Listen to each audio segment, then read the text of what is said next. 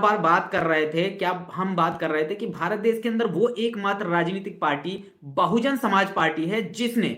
पूरे मुद्दे को जिस तरीके से देखा जाए, वो पूरे मुद्दे में चाहे वो भारतीय जनता पार्टी हो चाहे विपक्ष हो, जिस तरीके से लगातार मंदिर और मस्जिद की लड़ाई लड़ रहे हैं। राहुल गांधी जहां पर मंदिर में एंट्री के लिए धरने पर बैठे हुए हैं, अखिलेश यादव मंदिर निर्माण की बात कर रहे हैं और राम जी की भक्ति में लीन होते हुए पूरी समाजवादी पार्टी नजर आ रही है। और वहीं समाजवादी पार्टी के तमाम नेताओं की तरफ से ये ट्रेंड भी चलवाया जा रहा है लगातार सोशल मीडिया पर कि यादव समाज मांगे कृष्ण भूमि, इस तरीके की बात भी चलाई जा रही है। यानी विपक्ष की राजनीति और भारतीय जनता पार्टी की जो आवाज, वो पूरी जो लड़ाई है वो कहीं ना कहीं मंदिर मस्जिद की लड़ाई होती हुई नजर आ रही है। और ये भारत देश की हर एक आवाम जानती है कि अगर आप मंदिर और मस्जिद की लड़ाई पर, धर्म की राजनीति पर जाओगे तो भारतीय जनता पार्टी की वो खुद की पिच है और उस पिच पर अगर आप लड़ाई करने के लिए जाओगे तो भारतीय जनता पार्टी से आप जीत नहीं पाओगे। भारत देश का जो युवा है, जो बेरोजगार व्यक्ति है, जो मेहनत मजदूर है, शोषित वंचित समाज के लोग हैं, उनकी जो मूलभूत जरूरतें हैं उनको दरकिनार कर कहीं ना कहीं सत्ता पक्ष और विपक्ष की समूची राजनीति जो है वो मंदिर और मस्जिद के इर्द गिर्द घूमती हुई नजर आ रही है। लेकिन इसके इतर अगर देखा जाए, बहुजन समाज पार्टी एकमात्र वो राजनीतिक पार्टी है जिसने इस पूरे मामले पर अपना एक अलग स्टैंड रखा है। और जिस तरीके से बहुजन समाज पार्टी साफ तौर पर कहते हुए नजर आती है कि वो एक धर्म निरपेक्ष राजनीतिक पार्टी है और वो इसको लगातार जो है समय समय पर साबित भी करती हुई आई है। और इसके साथ ही साथ उसने इस पूरे राम मंदिर को दरकिनार करते हुए भारतीय जनता पार्टी और नरेंद्र मोदी सरकार पर बड़े सवाल खड़े किए हैं और नरेंद्र मोदी सरकार पर बड़े चैलेंजेस उनको दे दिए हैं। क्या कुछ मायावती जी ने इस पूरे मुद्दे को लेकर कहा है वो मैं पहले आप लोगों को बता देता हूं, फिर जिस तरीके से सत्ता पक्ष और विपक्ष की तमाम जो राजनीति है उसको लेकर हम बातचीत करेंगे। जिस तरीके से बसपा सुप्रीमो ने साफ तौर पर कहा है कि राम मंदिर या धार्मिक राजनीति को जिस तरीके से आप साफ तौर पर देखते हो, भारतीय जनता पार्टी इसको कहीं ना कहीं इसका राजनीतिकरण कर रही है और इसका राजनीतिकरण हो रहा है जिससे देश व जनहित प्रभावित हो रहा है और इसलिए देश के निर्माण में बीएसपी की महत्वपूर्ण भूमिका नजर आती हुई दिखाई दे रही है। ये एक बात जो है बसपा सुप्रीमो की तरफ से कही गई कि इस पूरे धर्म के मामले को, इस राम मंदिर के पूरे मामले का जो है राजनीतिकरण कहीं ना कहीं भारतीय जनता पार्टी की तरफ से किया जा रहा है, जिससे भारत देश की आवाम जो है वो प्रभावित हो रही। और इसके साथ ही साथ उन्होंने बड़े सवाल खड़े किए हैं कि 81 करोड़, लगभग 100 करोड़ के करीब ऐसी जनता बना दी गई है, ऐसे व्यक्तियों का निर्माण कर दिया गया, ऐसा स्थिति कर दी गई है कि भारत देश की 100 करोड़ तक की जो जनता है वो आज 5 किलो के राशन की मोहताज बना दी गई है। आप साफ तौर पर देख रहे हो। और तमाम वो जो धन जो इस जनता की कामयाबी के लिए, इनके विकास के लिए, इन सारी चीजों के लिए आता है, उनका कहीं ना कहीं प्रयोग जो है समय पर जो सरकारें रही हैं उन्होंने इस धन का उपयोग अपने प्रचार और प्रसार के लिए किया है। ये बात एक बसपा सुप्रीमो की तरफ से निकल कर आती है। और इसके साथ ही साथ उन्होंने मीडिया पर भी बड़े सवाल खड़े किए हैं कि मीडिया के प्रचार प्रसार पर जिस तरीके से ये तमाम जो धन लगाया गया और जनहित और जन कल्याणकारी जो तमाम बड़े बड़े दावे किए जाते हैं उनको दरकिनार कर दिया गया है। इन चिंताओं के मद्देनजर उन्होंने बड़े बड़े जो सवाल खड़े किए, सबसे बड़े जो सवाल निकल कर आए वो ये आते हैं कि भारत देश के अंदर जो मौजूदा राजनीति है, जिस तरीके से राम मंदिर के मामले पर पूरा प्रकरण निकल कर आता है, उसका जिस तरीके से राजनीतिकरण किया जा रहा है उसको लेकर उन्होंने बड़ी बात कही है। और जिस तरीके से आज भारत देश के लगभग 100 करोड़ की जनता की हालत बद से बदतर कर दी गई है, उसकी हालत ऐसी कर दी गई है कि वो 5 किलो के राशन पर निर्भर रहती है। और इसके साथ ही साथ राम मंदिर के मामले पर उनका एक स्पष्ट और जिस तरीके से आप देख सकते हो कि निर्विवादित जो है स्टैंड रहा शुरू से। उन्होंने साफ तौर पर कहा कि राम मंदिर का इनविटेशन हमको मिला है, हम उसका स्वागत करते हैं, लेकिन अपनी व्यस्तताओं के कारण हम वहां पर शायद ना जा पाए और आने वाले समय में बाबरी मस्जिद भी अगर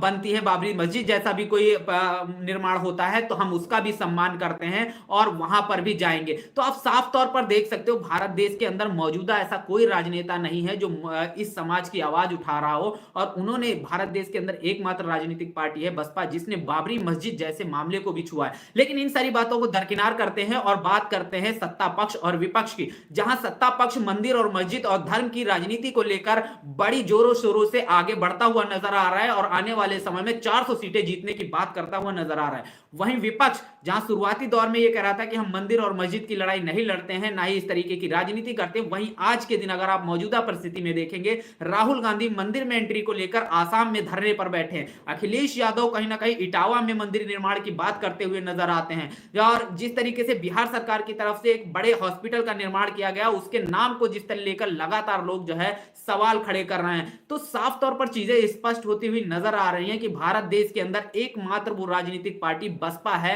जिसने कभी भी शायद धर्म के मुद्दे पर कभी भी राजनीति नहीं की है। और लगातार बसपा जो है वो भारत देश के अंदर जो मौजूद लोग हैं, वो जो बेरोजगारी से जिस तरीके से समस्याओं से पीड़ित हैं, जिस तरीके से स्वास्थ्य व्यवस्थाएं हैं, उनके रोजगार के मुद्दे हैं, इन सारे मुद्दों को लेकर लगातार सरकार पर सवालिया निशान खड़े कर रही है। और यही बड़ी वजह है कि तमाम ये राजनीतिक पार्टियां हैं जो वो कहीं ना कहीं बसपा के खिलाफ खड़ी होती हुई नजर आ रही हैं, क्योंकि इन सभी राजनीतिक पार्टियों को, जिसमें ये जो विपक्ष का जो दल बना है, इनमें से बहुत सी ऐसी राजनीतिक पार्टियां हैं जो वो ये चाहती हैं कि आने वाले समय में बीजेपी ही जीते, ताकि 2027 का जो चुनाव, जो उनके लिए मुख्य चुनाव है, उस चुनाव में कहीं ना कहीं मुस्लिम समाज को, अन्य समाज को, दलित समाज को इस बीजेपी का डर दिखा के, संविधान बचाव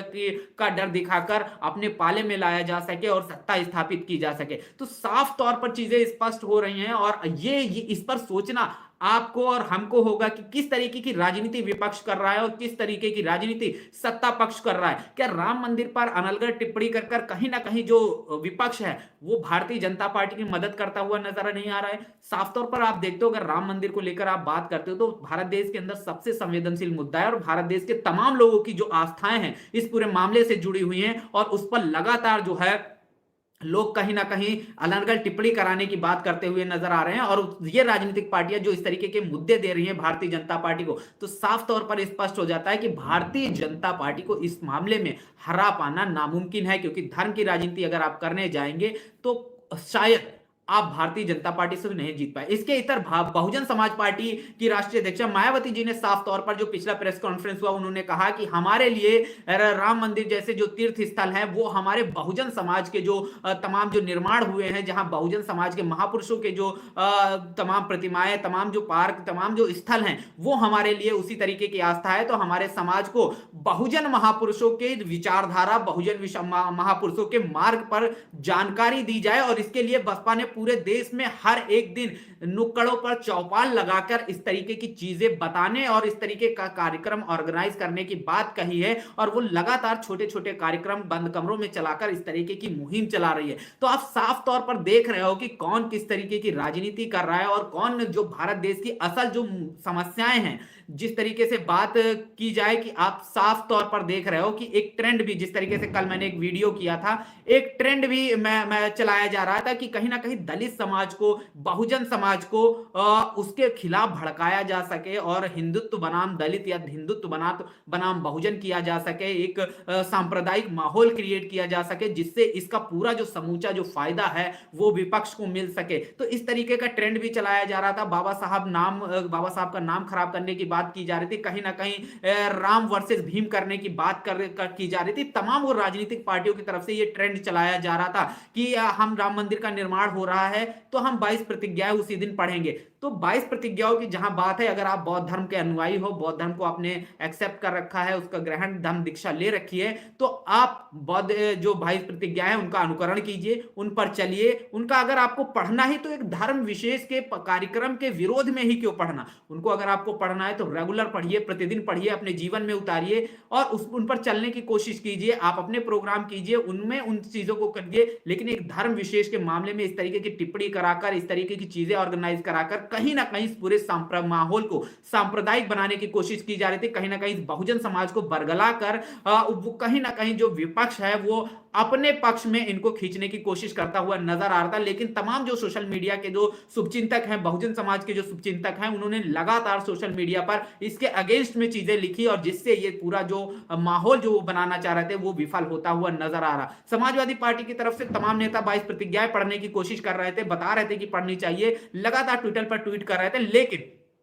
क्या अखिलेश यादव ने राम मंदिर के पक्ष में बयान नहीं दिए? क्या राम मंदिर को लेकर उन्होंने टिप्पणी नहीं की? क्या जिस तरीके से क्या अखिलेश यादव ने 22 प्रतिज्ञाएं पढ़ी? तो साफ तौर पर इस देश के माहौल को सांप्रदायिक बनाकर कहीं ना कहीं पूरी चीज को अपने पक्ष में करने की कोशिश की जा रही थी। बहरहाल जिस तरीके से देखा जाए मौजूदा परिस्थिति में अगर हम देखते हैं, चाहे सत्ता पक्ष हो चाहे विपक्ष हो, दोनों की लड़ाई मंदिर की है, दोनों की लड़ाई मस्जिद की है, दोनों की लड़ाई धर्म की है। और इस लड़ाई में जहां भारतीय जनता पार्टी की पिच पर लड़ रहे हो तो शायद आप वो सफलता हासिल नहीं कर सकते हो जो भारतीय जनता पार्टी हासिल कर सकती है। तो इसके इतर अगर देखा जाए, बहुजन समाज पार्टी की लड़ाई इन सब से दूर है, इन सब से अलग है। बहुजन समाज पार्टी की लड़ाई जो है वो सामाजिक परिवर्तन की है, उनकी लड़ाई स्वास्थ्य की है, बेरोजगारी की है, अशिक्षा की है, नौकरियों की है। इस भागीदारी की लड़ाई है जो लगातार बसपा सुप्रीमो की तरफ से उठाई जाती रहती है। बहरहाल इस पूरे मुद्दे पर आपका क्या सोचना है, किस तरीके की राजनीति सत्ता पक्ष और विपक्ष कर रहा है, इसके इतर बहुजन समाज का हित क्यों, कौन सी राजनीतिक पार्टी है और कौन से मुद्दों पर है। राजनीतिक पार्टी कोई भी हो सकती है, लेकिन बहुजन समाज का हित कौन सी बात को लेकर, कौन से मुद्दों को लेकर है, वो जरूर बताइएगा। और वो कौन सी राजनीतिक पार्टी है जो उन मुद्दों पर लगातार सवाल खड़े करती है, लगातार उन मुद्दों को उठाती है। कमेंट बॉक्स में अपनी प्रतिक्रिया जरूर दीजिएगा। बने रहिएगा जनपद के साथ, तब तक के लिए जय भीम, जय भारत।